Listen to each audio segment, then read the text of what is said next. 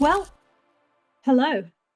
Welcome back to episode 3 of Code AI podcast with me, Caz, and that guy, This guy. Charlie. What's on your t-shirt? Oh, it's for I bought this on LinkedIn. It is Looks like a the hockey fight. player. Yeah, so it's a hockey player. There's a retailer, and so for context, our backgrounds are in SEO, and we have an agency that works with dispensaries for SEO, and one of them was doing this fundraiser for basically to fight against cancer. So there is a St. Louis Blues player, scary dude. Uh, Called him the sheriff, the tough guy on the team, the fighter, and it was raising funds for it. So it is I can't read this upside down. Fight like Chase. His name was Kelly Chase, and he was a dangerous dude. He was an absolute savage. He just punch your face in. He was a bodyguard for like Brett Hull, guys that like if anybody touched like the scorer on the team, he would just go and just pound their face in. So it was a um, fundraiser for him. So it's a cool cause. Even though like even though we work with dispensaries, I like don't partake in cannabis at all. Not edible. I took an edible the other night. I literally didn't fall asleep till like 4. That was 3, 4 nights ago. Yeah. And I took it for insomnia because I have insomnia and it just like, made it worse. So yeah, Huh. that's all. Anyways, Well, we're episode 3. We have a guest on this episode, and there was a heated discussion prior to the guest coming on that stemmed from a conversation with my daughter about how to pronounce his name. Because I was letting her know that we had a podcast guest on, and I told her his name, and she laughed in my face. She thought it was the funniest thing ever. Because his name, how I would pronounce it, is Bernard. Bernard Huang. He is the CEO and founder of Clearscope. Super nice guy, so incredibly informed in the AI space. So it's a great podcast. He's so insightful and informed, and you can tell it's definitely a passion of his. However, that being said, that's not how it's pronounced here. It's pronounced Bernard. Bernard? Bernard. Bernard. And so I was telling our daughter about this, and she's like, well, how do you say the name of the dog? And I thought about it for a second, and I was trying to think what she was talking about, but then she was talking about a Saint Bernard or Bernard. Because that's the dog that goes up the mountains that has the barrel on his Yeah, neck. yeah. And yeah, that to me is a Saint Bernard. But apparently it's not. It's Bernard. I did pronounce it Bernard. correctly when we were introducing him, but he's super nice, super insightful, and gave a great recommendation for a barbecue place in Austin or near Austin. So Yeah. you have to listen to the podcast to find out exactly where he suggested to go. So what have you been up to? Anything exciting? Yeah, I went to Trestle yesterday. I was going to go on Sunday. So we record on Tuesdays. I went yesterday, and it was nice because there wasn't a lot of people on. It wasn't crowded. So like if you ski, like when you go on weekends, it's crowded. I went up, and Trestle is a downhill mountain bike park. So I buzzed up there. I'm in Denver, so I can buzz up to Winter Park in an hour and a half. But I felt like an absolute donkey. I made it from Denver. I buzzed up and just straight west. I got about 25 minutes up, and I realized I forgot my helmet. And I need a helmet. I go about not 40, about 35, and I had a really bad crash a couple of years ago. So I just got like this new helmet. It was just released, and I'm learning not to just ride my brakes, how to go faster. And I thought about just renting one just to save the time. And I'm like, no, I'm coming back to get it. So that I know, riveting news, by the way, just riveting news that I forgot my helmet. Yeah, buzzed back up, felt like an absolute dummy. And it was so nice just to have trails like you can scope a line, you can hop off a trail, then you can kind of like walk, like here's a gap or like a jump, and you can kind of scope it a little bit better without fear of somebody, riding it like they should be, or, ripping behind you. So that was cool. My lower back hurts, and I didn't do anything like that crazy. I don't know. I think I'm just getting old. That is Um, certainly old age. yeah, so I'm gonna go back up later this week. And it's just the cool mountain air. Like you can't find it's so like relaxing, the cool Mm. crisp air of a mountain town. So that was cool. Went to a baseball game. Where did we go? Friday or Saturday? I don't know. Baseball's just not my thing. It was cool to go. Like I grew up playing competitive hockey. Baseball is just so different. So it's yeah. I was hearing from my friends that were there, like, oh, like hockey's hard to watch. It's like hard to watch on TV. It's hard to and like I told her, like, you realize we're having a conversation right now, and the play is happening. Like, so you're telling me that baseball's hard to watch? We're like, we came here for a reason, like to watch baseball. We're not even. I don't think we've watched a moment of baseball in the hour I that we've been. love baseball, though. I love the strategy behind baseball. And that's not to say other sports aren't strategic, because clearly they are.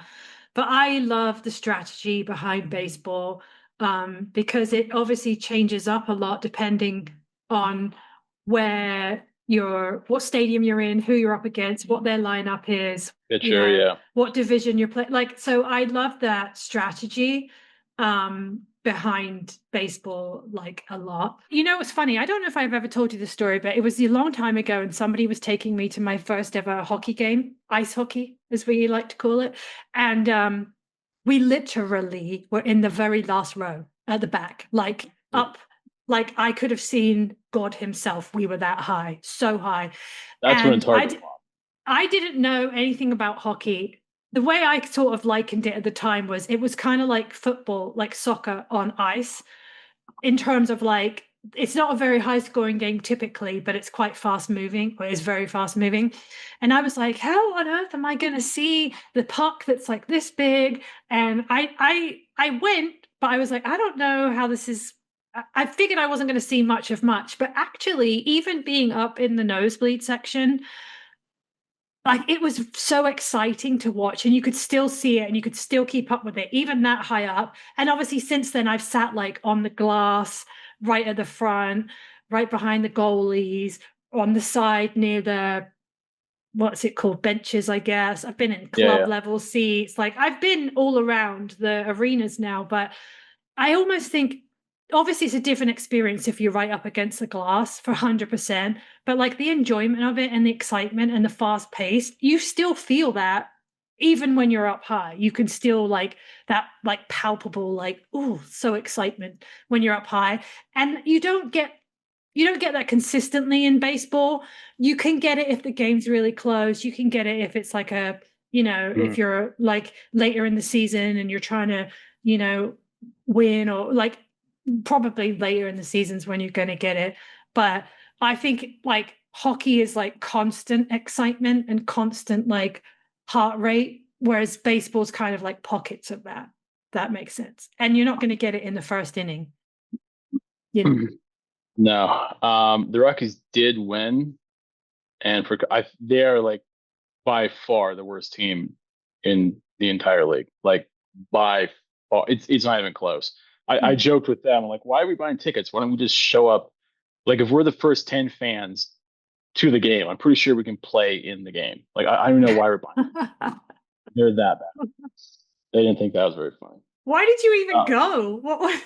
well, my girlfriend's friends were there, so I was like, all right, yeah. I've gotten to know some of them pretty well, so like, okay, yeah, well, that's cool. So we had a few beers, we buzzed over there. But yeah, they're kind of telling me the same thing. By the way, that first game that you went to, was there a fight?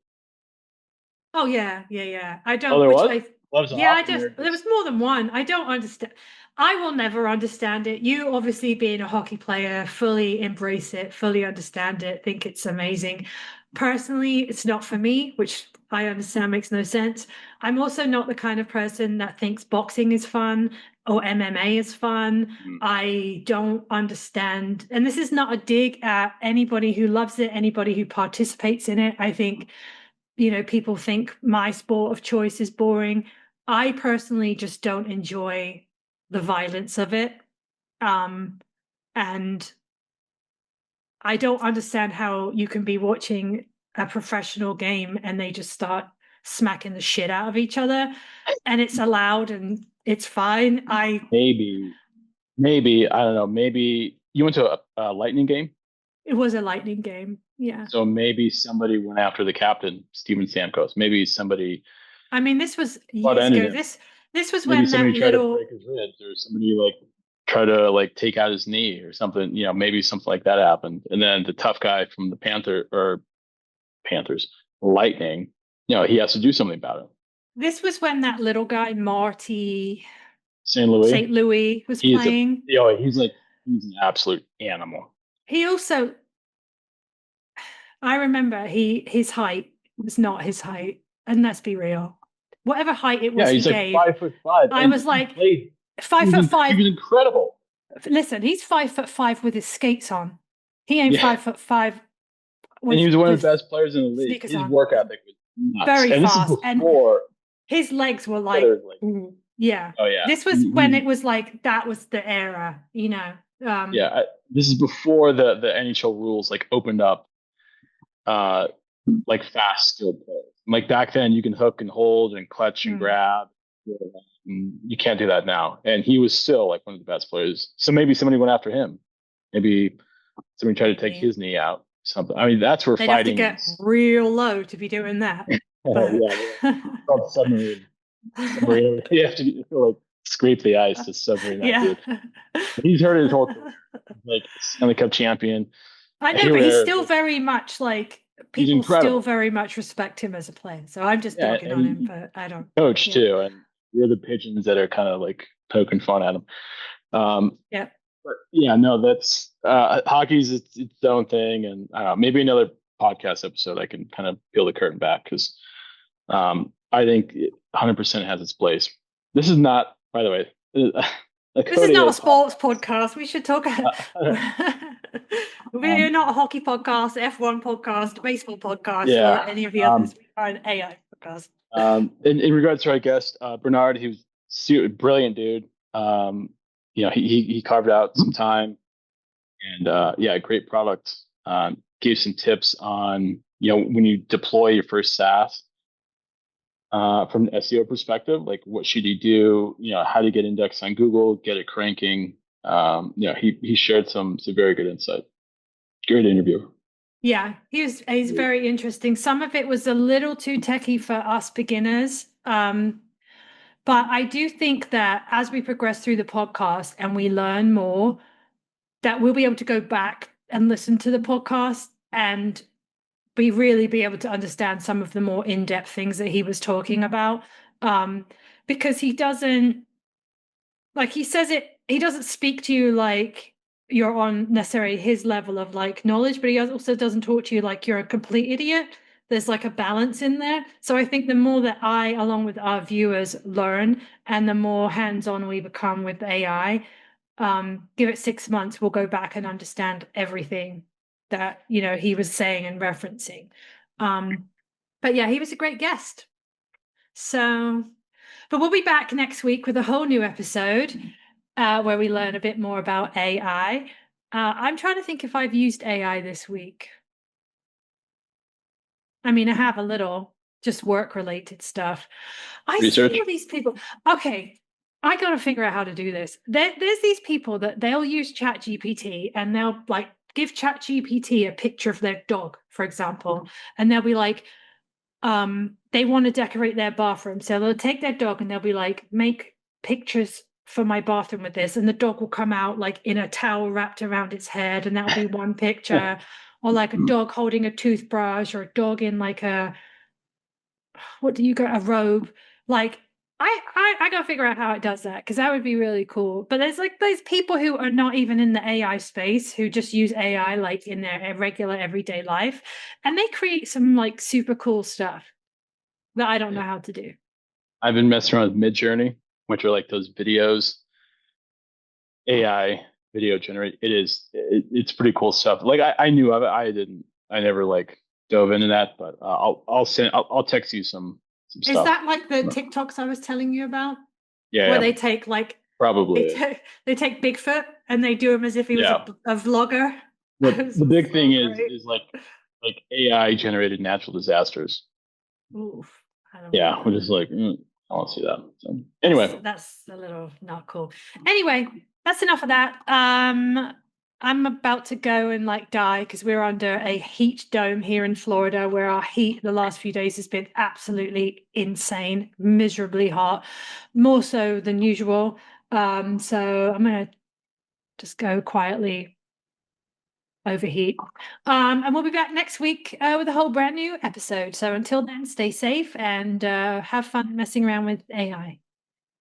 peace. Hello and welcome back to episode number 3 of the Code AI podcast with me, Caz, and Charlie over there. And you will see that we have our very first guest on our podcast. His name is Bernard Huang, and he is the CEO and the founder of Clearscope.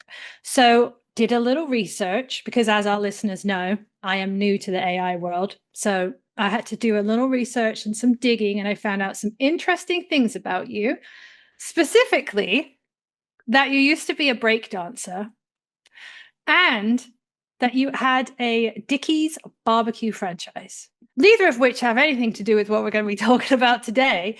But I thought they were interesting. And I'm just curious, how does one go from a background as a breakdancer and a Dickie's barbecue owner to now working in AI? Well, thank you for having me. Thank you for that wonderful introduction. It's awesome to be here talking about AI. It's shaking up the world as we know it. But I guess if you're in tech, how can you not be in AI these days, right? You just have to go with the flow, and the flow has taken us to a AI-driven world. But yeah, long story short, I've always been an opportunity seeker, a scout, if you will, and I've always followed my heart. And so my heart has taken me to breakdancing. It's taken me to, owning, at least as a part owner, a Dickie's barbecue pit. And I've just adventured where I've wanted to go, and the new frontier is AI. So I think with great opportunity comes great change, and great ways to scheme up ways to make a profit, and push what's going on to others. So when you were back in your I also forgot professional poker player. I'm sorry. I got to ask real quick, Bernard. Sorry, Kat. No, you're when good. you were a breakdancer, did you have a walk-up song?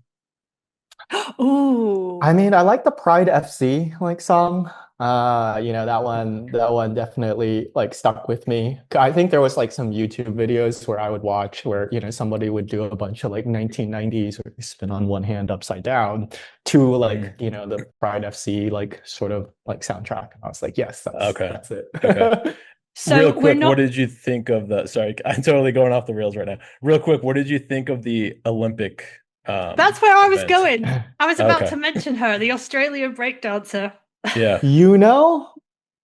I think she is the most popular, most notable breakdancer of all time.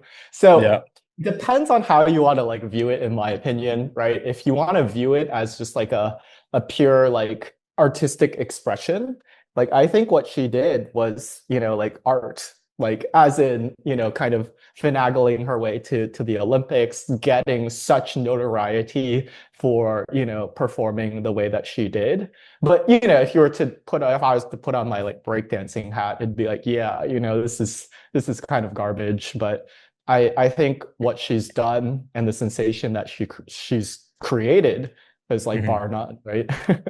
Yeah, I think I would agree that the art wasn't specifically the dancing itself, but more how on earth she conned everybody to get to the point where she got to. I think that would be more of the art. But then once she was on the stage, I don't know what you would call that. And I am not a breakdancing connoisseur, but I know enough to know that just was not it. Not at Not all. it.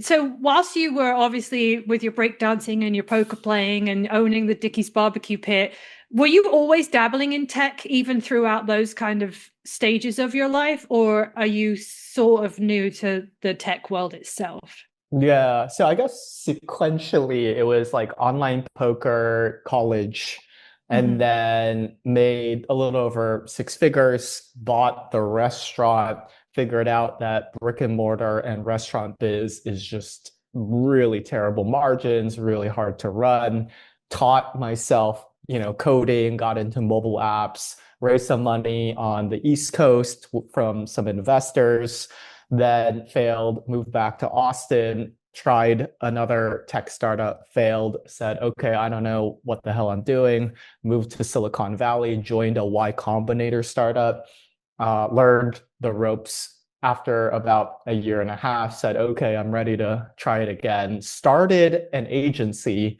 in SEO with my business partner, and then used that to bootstrap Clearscope, which is the software as a service that we currently run. So having had the agency with your business partner, was working in that agency, was that when you identified that there was a gap that you could potentially fill with Clearscope? Was it as a result of doing that work where you were like, oh, hold on a minute, there's something else here that we can kind of move into? Absolutely. Yeah, I think, my general advice to non-technical people who want to spring out, run their own business is to do freelancing and consulting. So my business partner and I, we were doing a lot of, we call it large website or programmatic SEO. And that's when, it's like a Zillow or a Yelp or a TripAdvisor, but it's when a website takes a lot of data in a database and spins it into hundreds of thousands, if not millions of different landing pages that then act as doorways for Google searches to, capture. And so when working on that style of website, what you do is you run a lot of tests. Right. So you might say, okay, for the state of California, we're going to try adding a picture to all food delivery menu items. And then you might say, okay, but for the state of Texas, we're going to, add a, delivery time like mechanism so people can know about how long the food is going to take for any place that you order. And then you would do this rank tracker thing where you would then, have all the geographies multiplied by all of the different categories. And then you would say, okay, now we're going to test those different regions and see, what the average position delta and clicks delta is for those different regions.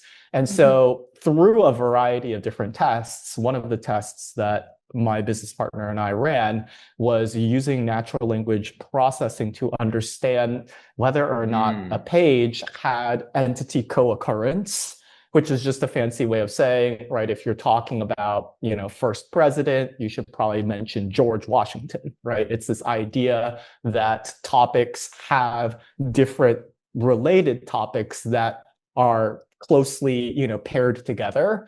And when we ran that experiment, we saw the pages that had entity co-occurrence stuffed in. You can think about it as like modern day keyword stuffing.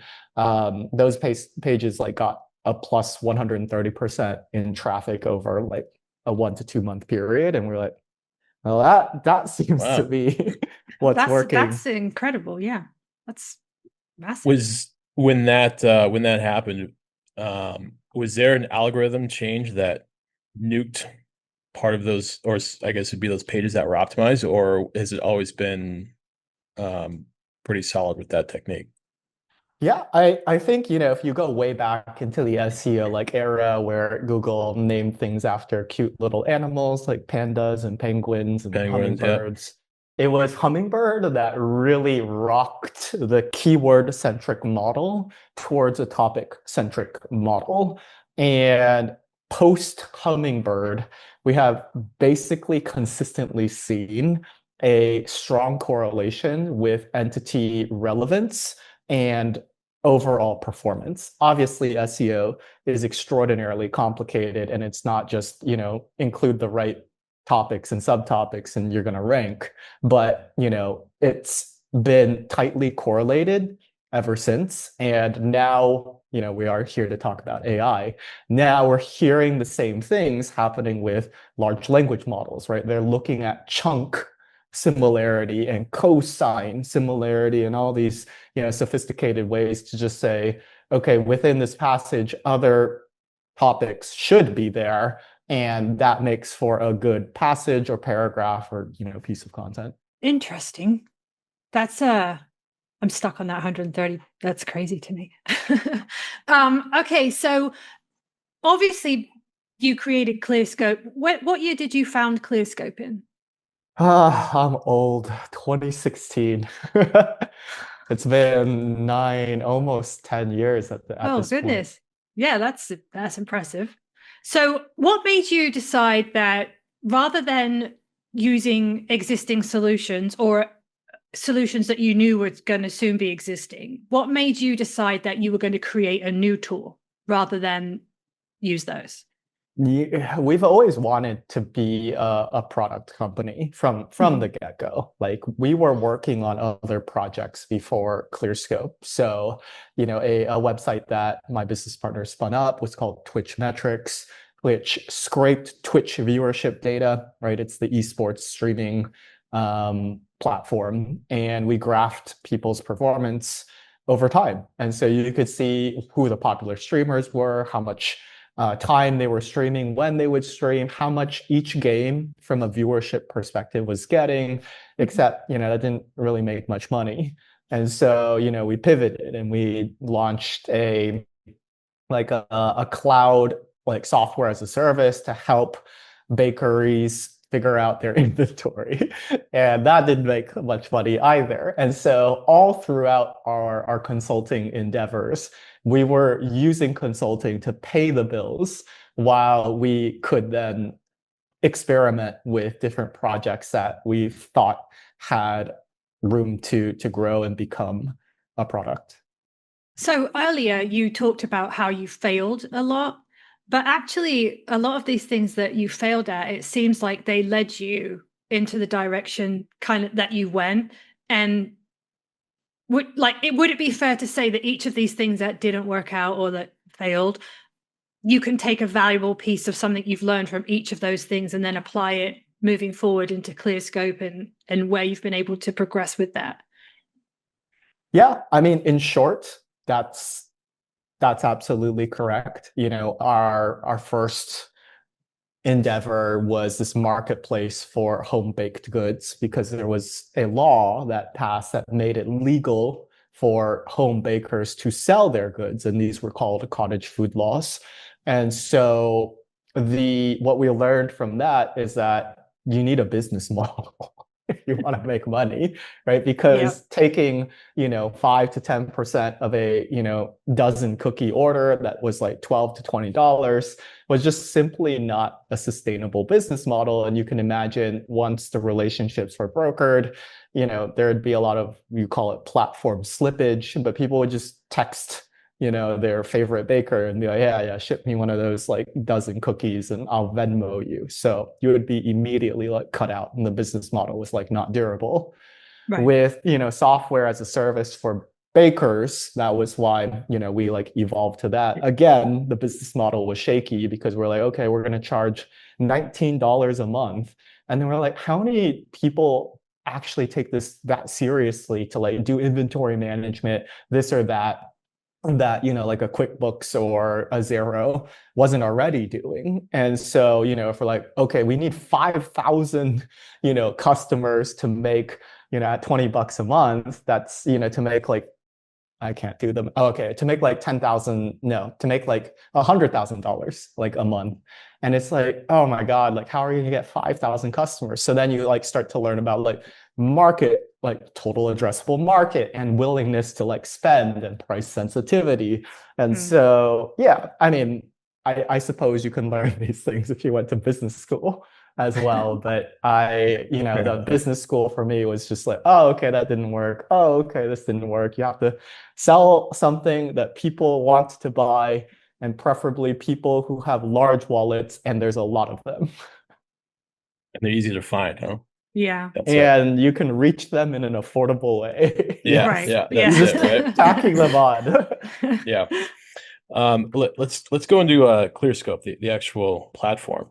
Can you talk about it, like what it for our builder audience? Sure. What exactly it does? Can you just break it down, and then like how the AI works under the hood? Absolutely. Yeah. So we started off in the early days with entity analysis. So like from a pure like step-by-step perspective, what we wanted to do was to help people understand whether or not content they were producing was relevant, on topic, and high quality in the sense that it covered all of the related topics very comprehensively. So, if you're like thinking about it from like a procedural point of view, you would type in a keyword like, best cannabis strains or something like that. And then we would hit Google and say, okay, well, what are the top results who are ranking for best cannabis strains? What are they talking about? So we would scrape their content, and then we would use natural language processing to say, okay, well, AK whatever or purple haze or whatever are these different strains that are coming out as entities or concepts that people are talking about. And then, we would then list all of the different entities and say, yes, you got to talk about these if you want to produce a great piece of content around best cannabis strains.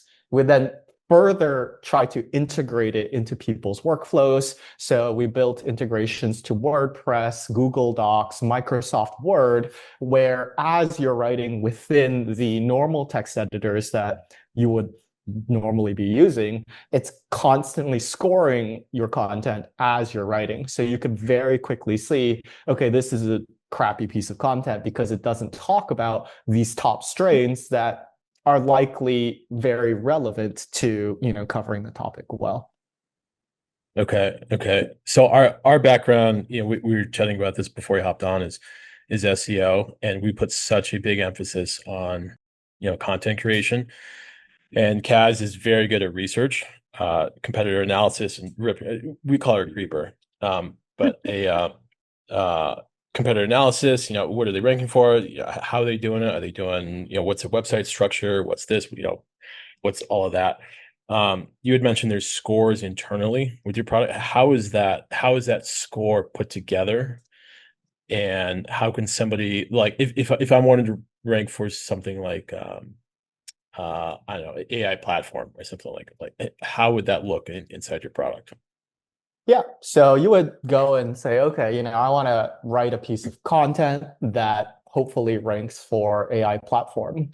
And so you type in the search query, and we're in the next phase of development for evolving our platform to better fit, what's going on with AI, large language model search, and all of these different things.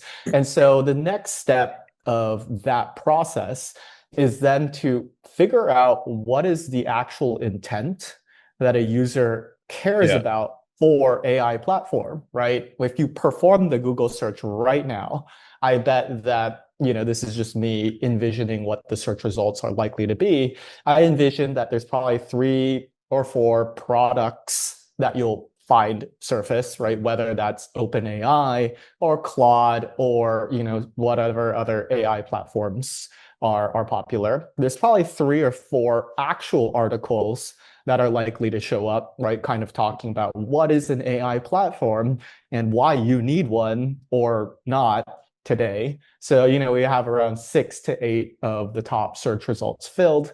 And then there's probably like 2 that's like maybe some thought leadership pieces because AI is very trendy right now. Kind of like, should you be adopting AI platforms? Or like, oh, why, if you don't adopt one, you're going to be left in the dust, right? So you have to understand that when somebody performs a search, they have an intent. And Google has, now been subpoenaed enough for us to know that they use user engagement data to understand what users are clicking on, and more importantly, whether or not that content is giving the users what they need.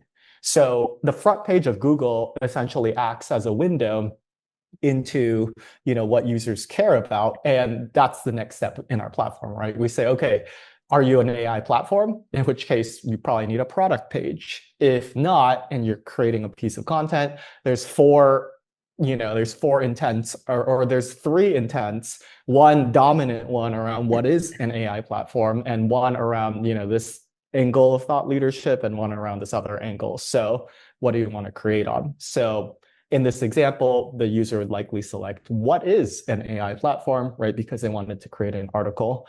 From there, we give them steps to design the title, to create then an outline, and then we automatically pair the final piece of content with the searcher intent, and to make sure it's as entity rich. It's talked about OpenAI, GPT, Claude, Gemini, Sam Altman, all of these different relevant entities for that particular piece of content. And now you have a entity-rich, high quality, at least from a comprehensive standpoint, piece of content. And then you go to publish. So that's what our platform helps you with. And like you mentioned, SEO, I think there's like three very big parts of it. There's the technical aspects, there's the off page or the backlinks, and then there's the on page or the entities, the EEAT, the actual content itself. So we're just then in that one sliver of okay, this is the on page, but you still need other on page things, and you need off page, and you need technical SEO to make the full picture come together. Gotcha. Okay. So let's say that, somebody listening, let's say that they build PDF.ai, just as an example.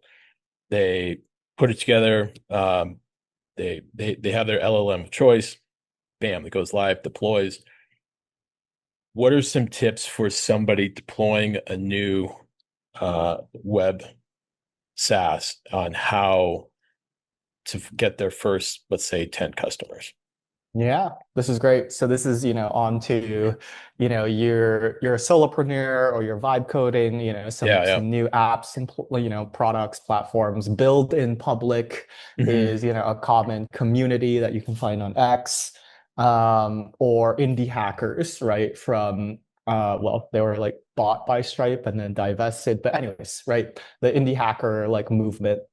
So distribution is everything in a world where a lot of software is being rapidly commoditized by vibe coding, large language models, all of that good stuff.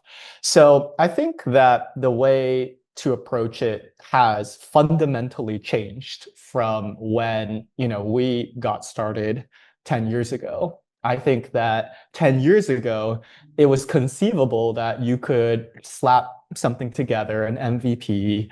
You could then buy traffic using Google Ads or Meta or Facebook at the time, and point it to your page, and people would land there, and it could look not so polished.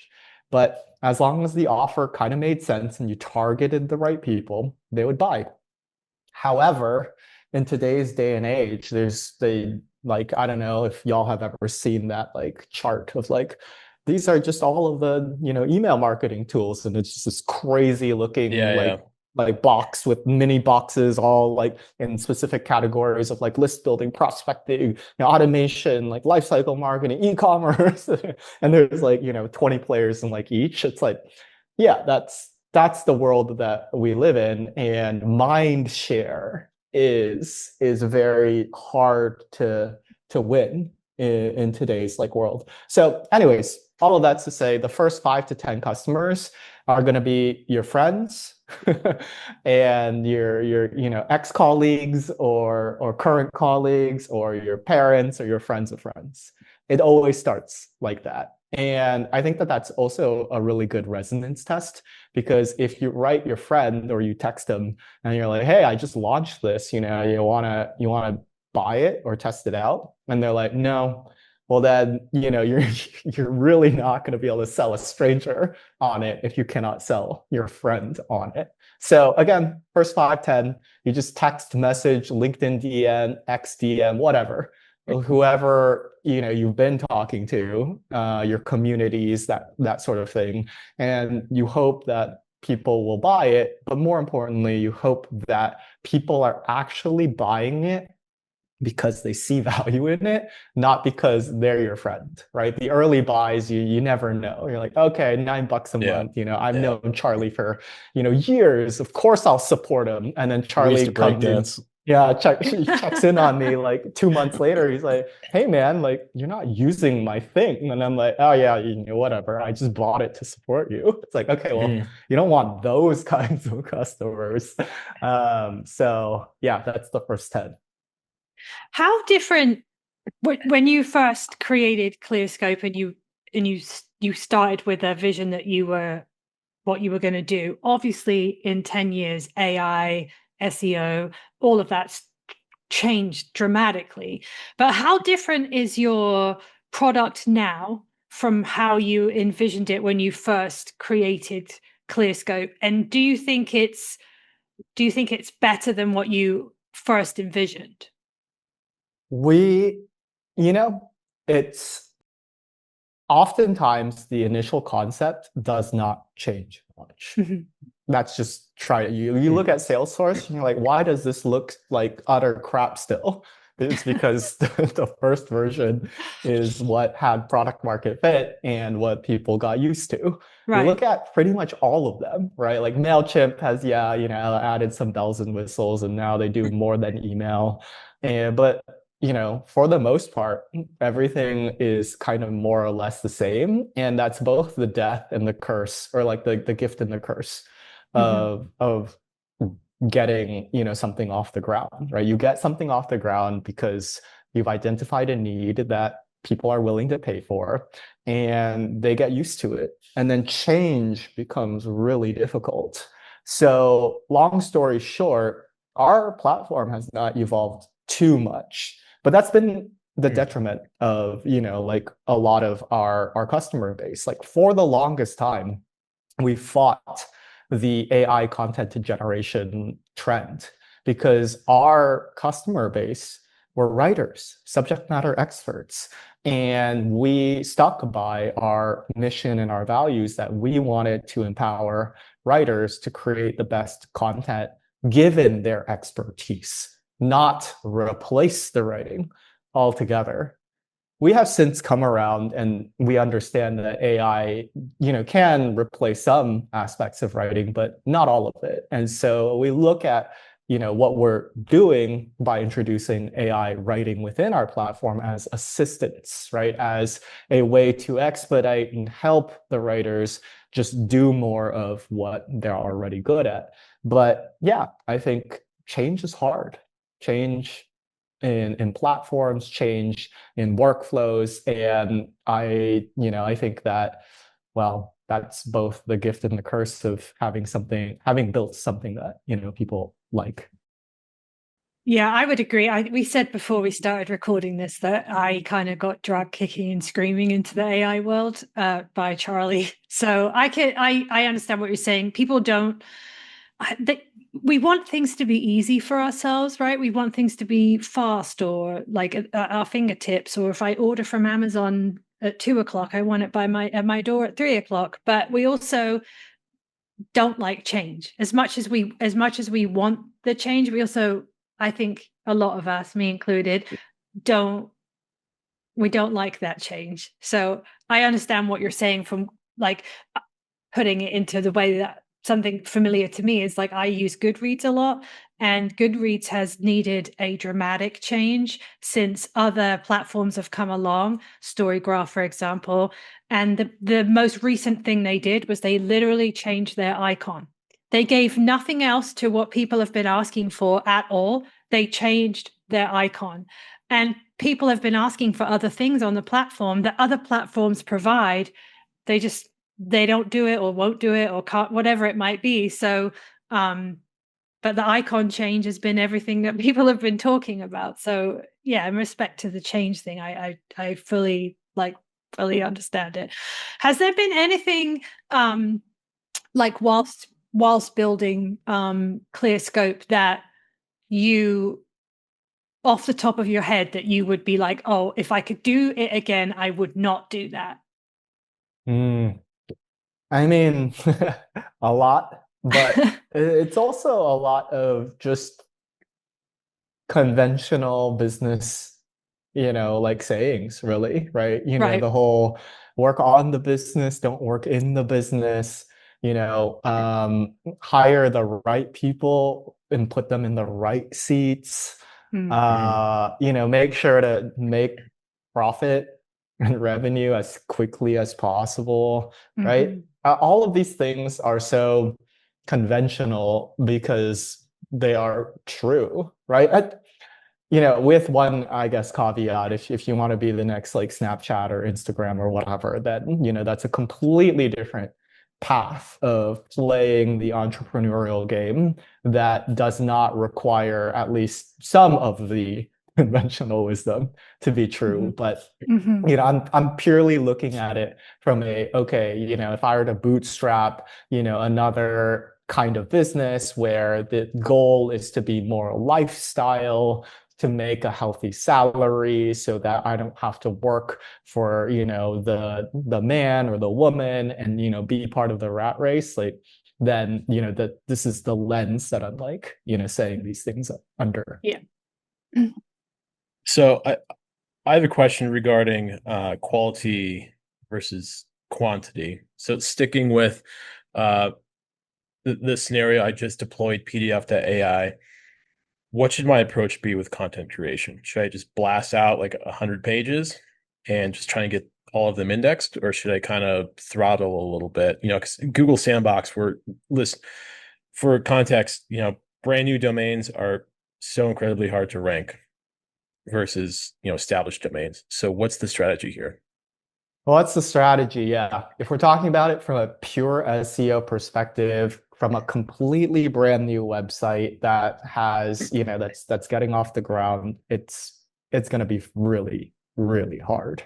So if you can take shortcuts, you should absolutely take shortcuts. A shortcut, for example, would be to buy an expired domain that has some amount of link equity already associated with it. And so you're not starting from scratch. Another shortcut could be buying a, again, seasoned domain that hasn't expired from a fellow indie hacker or somebody and, getting a kickstart that way. Okay, but back to the completely fresh, you just registered the domain on Gandhi, GoDaddy, Google, wherever you buy domains. Just got up the sitemap. Yeah. Yeah, you just uploaded your fresh sitemap. You're still brimming with energy and optimism. It's the first ever project that's gone live. Unfortunately, the best way is not publishing content on your own site. Is again to kickstart your SEO. It's to publish content on other people's sites, right? So like a good example would be, like Wix, or they have like a contributor program. So you want to go and find websites that are within your industry, at least somewhat related, right? I wouldn't want to go to some random publication that has nothing to do with what I'm trying to do. And you would want to try to get a guest post on their site that links to your site, because the most important thing to get off the ground is to prove to Google that you are legitimate and that other people want to link to you, and to actually make your site discoverable by Google and reinforce that confidence. So that would actually be where I would go first, is to other people. The other additional benefit you get from that is that you get to borrow their already existing audience, right? If you can get a Wix post published, then you're going to get traffic, referral traffic, and you're going to get that link equity that Google wants to see. All right. Well, we got to wrap up because we are taking up too much of your time, but we're going to do 5 rapid fire questions for you. All right. 5 rapid fire. Rapid fire. So the first thing comes to mind is going to be your answer. No pressure, but Okay. Besides Clearscope, what's your favorite AI coding tool? Besides Clearscope, Claude. Okay. What is the biggest AI trend that builders should watch? Model Context Protocol. Okay. What is one piece of advice for somebody who's building their first AI tool? Ship quickly. I'm Pretty going much. rapid fire. What's the most overrated AI trend you're seeing right now? That one stumped me because I think that in some ways it kind of feels all overrated, but then when you start actually using it, at least my mind is my mind is blown. I'm like, okay, I don't know if it's overrated. I don't know if all of this is actually like overrated. I think I've talked about this with like other, friends and like teammates, but right, if you think about disruptive technology, I think internet is like, you know, way up here, probably in the, if we're like 0 to 100, like 100, right? Like internet is a massively disruptive technology. And then mobile phones, right? Mobile phones has been pretty darn disruptive, right? I'd probably place that at like 90 because it needed to be enabled by like the internet to be like that valuable. I put AI probably somewhere like at 95. Like I think it's more crazy than mobile, but I mean, it still needs the internet to like, be active. So I actually don't think that a lot of AI is overrated. The more that you get into it, the more that you play around with it, building your own fine-tuned models, few shot prompting, zero shot prompting, doing all of the nitty-gritty, the more I see why, it's gonna change and revolutionize pretty much everything. In our last episode, Caz vibe coded her first app and she was like blown away. Like her skull like exploded. It's pretty cool actually. Like to see like what was possible, right? Yeah, Yeah. and it was literally just like, I think we said in the episode, if I had been sitting with like, say, board members or a tech team, and we had really mapped out everything that we wanted and what we didn't want, if we'd have already had a solid plan, I think it would have been even closer to what the finished product will end up being. But we literally kind of just did it off the top of our head, like, you know what I mean? So Yeah. I think more experience with a tool like that, obviously being aware of what it can do, and also having a far more like a better frame of where we were going, what we were trying to do. I think it would have even blown my mind even more. Yeah, it was pretty impressive. Yeah. For Yeah. sure. I think the best like analogy metaphor I know, cause you use a lot of them, is like we're going from like this era of like, using like cows and horses to like plow the fields, and all of a sudden somebody has come by and said, hey, look, there's like tractors and there's like mass like ways to do this. Do you want to use this new technology to basically greatly enhance your productivity and output? And some percentage of farmers are like, yeah, I'll give it a shot, and their outputs 10x, 100x. Whereas other farmers said, oh, that looks dangerous. I don't want to learn how to drive one of those things, and they got left in the dust. And I think that's how one should think about AI. Like if you use it, your productivity is gonna like 5x and 10x. And if you're not, like, you're just gonna be replaced not by AI, but by somebody who is using AI. Oh, 100%, 100%. Because I mean, even in the short amount of time that I've been doing SEO, the productivity level from, Charlie calls it creeping, but like the research that I've been able to do, the competitive research, even the level of productivity increase I've seen by using AI instead of just me digging in and digging deep has been astronomical. So 100% like, yeah, you are just going to get left behind because it can do what you can do quicker and better and more in depth. There's just no doubt. So, quick, well, rapid fire question, unrelated to AI. Where's the best barbecue in Texas? Ooh. So my girlfriend and I just checked this place out. It's in Lockhart, which is known to be like the capital of barbecue in like the States. But it's called Barb's BQ. Like, oh my God. If y'all ever come visit in Austin, let me know. We can swing by, get some of the best everything that they have. What do you get? That's my next rapid Oh fire question. yeah, What do you yeah. I order mean from brisket, there? brisket. Like you go Okay. if you're in Austin, if you're in barbecue capital of the world, it's all about the brisket. Like everybody compares brisket. Obviously, ribs and sausage and all of those things are excellent. Turkey breasts, but you gotta when you're here, you gotta order the brisket. There's an F1 race that happens in Austin every year. That's right. And when the drivers are asked like what are their favorite locations and things, a lot of them will say Austin, and a lot of them will say not only is the track, but like the vibe of the town and the barbecue. Like they love that barbecue out in Austin, and they travel the world and eat all kinds of food. So it has to be pretty impressive if they're saying that. So for sure. I'm trying to get me and Charlie are trying to hit up a race. So maybe we'll let me know if you're ever in town. Okay, one more rapid fire, which this has not turned out to be rapid fire. And I think it kind of, your response might be similar to the last one I asked, which was, what do you think is the most underrated opportunity in AI right now? Underrated opportunity in AI. Huh.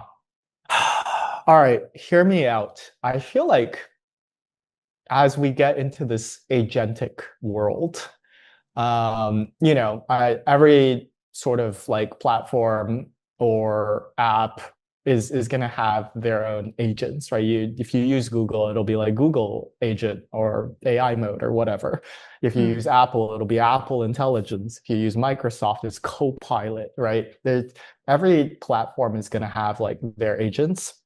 I feel like one of the most like underrated opportunities is something to do with how agents like interact with one another, right? At the end of the day, right, Meta's Llama is going to want Google data, and Apple Intelligence is going to want like metadata, and Grok is going to want to be able to write something into Outlook.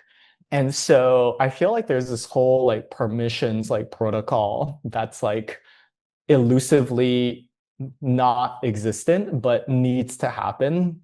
I don't know if it's an underrated opportunity. I'm sure like lots of people are probably debating how to do it, and Microsoft I think just like announced something where they're like, here's like the HTTP of agents, like this is how this should work. But is Google really going to buy into that? I don't know. So I feel like there's something there about agents talking with agents and verifying facts and exchanging information and money, and maybe that intersects with the blockchain in a very interesting way with all of the developments that we see happening in like stable coins and payment rails and frictionless like stuff and microtransactions. So I think about that probably the most when I think about like what's going on with a lot of this AI and like Web3 like stuff. That's actually interesting. I didn't think about. Yeah. Okay. Well, we really do have to wrap up now. So I want to say thank you so much for taking the time to come out and be on our podcast, and our new podcast at that, because sometimes, people don't want to hang out with people who are new. So thank you for that. If any of our viewers and listeners want to get in touch with you, obviously your website is clearscope.io. Is there any other platform that they can find you on if they're wanting to catch up and have a chat? Sure, yeah. I mean, LinkedIn is great, X is great. I'm pretty responsive on either one. So feel free to connect with me on those. And, thank you for having me. I know it's incredibly difficult to get, traction to build an audience. And I'm grateful that, you had me as a guest. And I hope that, this podcast can continue to grow and, find much success. Thank you very much. I Hopefully we'll appreciate have that. you back on again. Yeah, we really appreciate you. Thank you. Thank you.